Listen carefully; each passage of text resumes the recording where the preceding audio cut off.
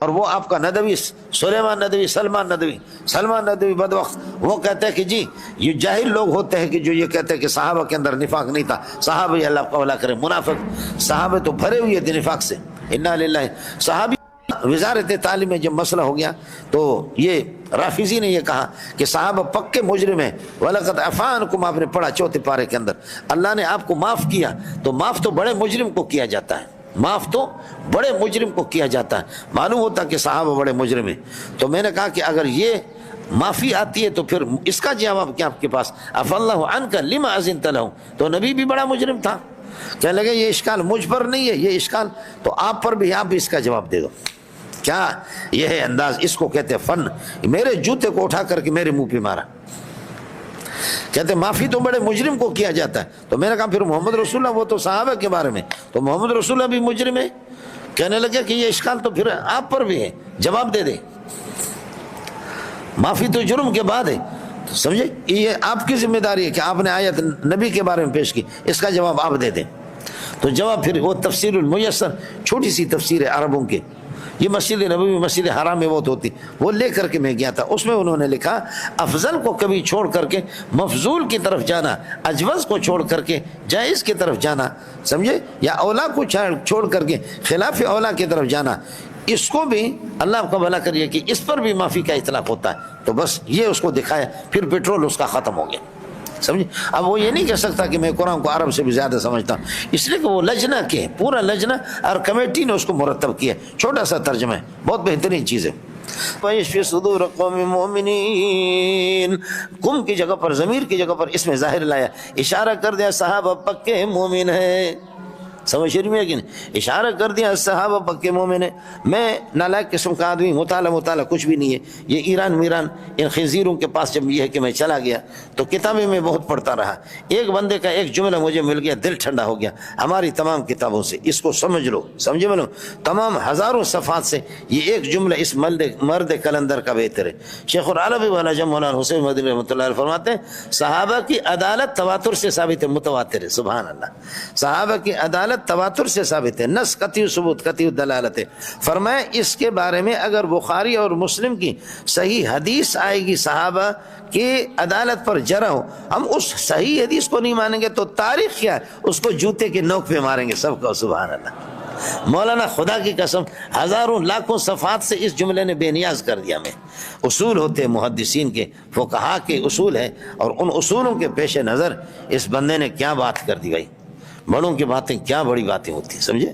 فرمایا کہ صحابہ کی عدالت تواتر سے ثابت ہے، متواتر کو اخبار احاد اگر صحیح بھی ہو وہ ان کے مقابلے میں کچھ نہیں ہے، بس چیزائے کہ تاریخ، تو اس لیے تاریخ شیعوں نے ہمیشہ لکھی اور ہمارے لوگ بیٹھے رہے، سمجھے؟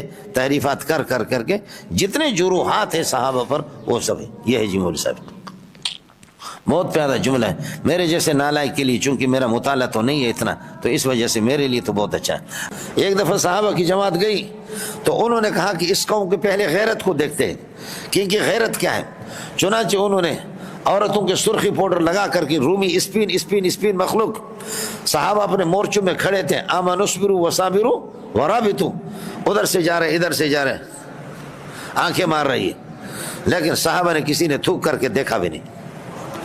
جا کر کے انہوں نے رپورٹ دی، کہا خدا کی قسم گھور کر کے دیکھنا کور ہے، گھور کر کے دیکھنا تو اپنی جگہ پر ہے، یہ ترچھی نظر سے بھی ہمیں نہیں دیکھا، مانا کہ تیرے دید کے قابل نہیں ہم، ترچھی نظر سے دیکھ مگر دیکھ تو صحیح۔ انہوں نے ترچھی نظر سے بھی ہمیں نہیں دیکھا، سمجھے؟ ترچھی نظر سے بھی انہوں نے ہمیں نہیں دیکھا۔ تو اس پر پھر عورتوں نے جب خود رومیوں کو رپورٹ دی تو انہوں نے کہا کہ جس قوم کی غیرت کا یہ عالم ہو کہ تمہارے جیسے حسینوں کو نہ دیکھیں، ان کو ہم زیر نہیں کر سکتے۔ لہذا اس کے بعد اگلا مسئلہ، پادری کو انہوں نے بھیجا خالد بن ولید سے، کہا کہ جی مال لے لو، پیسہ لے لو، اور اس نے خالد بن ولید کو کہا کہ خالد بن ولید وہ مشرکین مکہ تھے، وہ سادہ لوگ تھے جن کے سامنے آپ تلوار چلاتے تھے غالب آ جاتے تھے، یہ رومی بڑے ماہر ہیں تلوار چلانے کے۔